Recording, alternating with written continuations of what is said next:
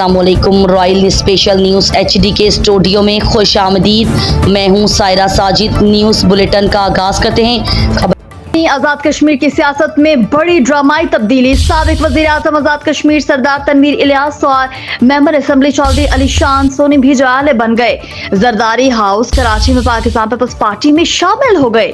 तफसीलात के मुताबिक सदर पाकिस्तान आसिफ अली जरदारी के साथ जम्मू कश्मीर के साबिक वज़ीर आज़म सरदार तनवीर इलियास, मुशीर बराए जेल खाना जात हुकूमत आजाद कश्मीर सरदार अहमद सगीर, MLA चौधरी अली और सरदार उमर तनवीर पर मुश्तमिल वफ़द ने जरदारी हाउस में कराची में मुलाकात की।